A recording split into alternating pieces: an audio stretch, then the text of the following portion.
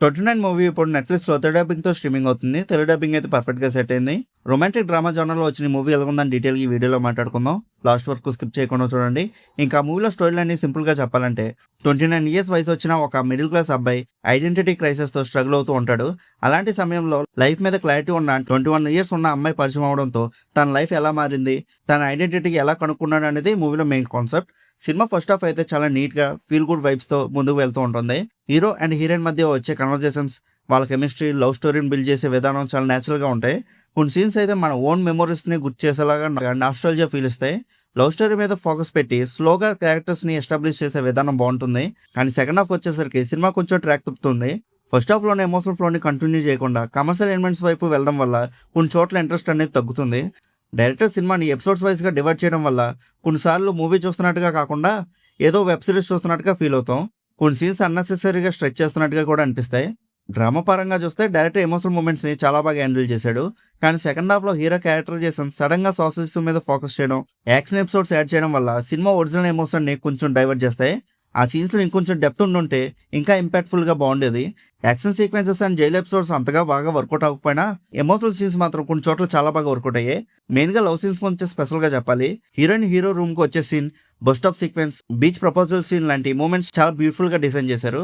Lovers మధ్య వచ్చే small conversations and mind voice concept ఆడియన్స్‌కి ఈజీగా కనెక్ట్ అవుతుంది.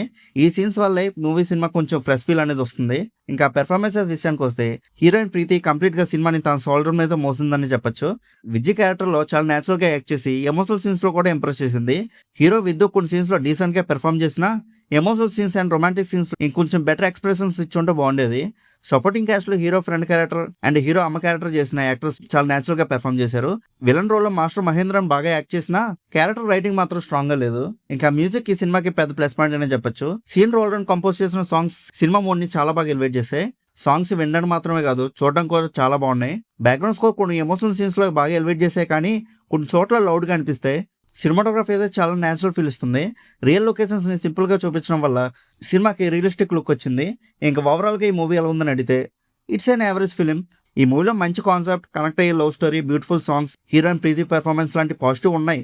కానీ సెకండ్ హాఫ్‌లో వచ్చిన lag, unnecessary commercial elements and weak screen play వల్ల మూవీ గ్రాఫ్ అనేది తగ్గిపోతూ ఉంటుంది. అయినా కూడా రిలాక్స్డ్ మూడ్‌లో డీసెంట్ రొమాంటిక్ డ్రామా చూడాలనుకుంటే ఈ మూవీని ట్రై చేయొచ్చు. Especially love story and music కోసం ఒకసారి వాచ్ చేయడానికి ప్రాబ్లం ఏం లేదు. సో మీకు కానీ చూడాలనుకుంటే పర్లేదు, ఒకసారి వీకెండ్‌కి సరదాగా అలా చూసేయచ్చు. ఒకవేళ మీరు ఆల్రెడీ మూవీని చూస్తుంటే మీకు ఎలా అనిపించిందో కింద కామెంట్ సెక్షన్‌లో చెప్పండి. అలానే movie updates and movie reviews కోసం మన సినిమా ఛానల్ సబ్స్క్రైబ్ చేసుకొని బెల్ ఐకాన్ కూడా ఆన్ చేసి పెట్టుకోండి. మా వీడియోస్‌ని మీరు మిస్ అవ్వకుండా చూడగలుగుతూ ఉంటారు. ఇంక మళ్ళీ మనం నెక్స్ట్ వీడియోలో కలుసుకుందాం. బై.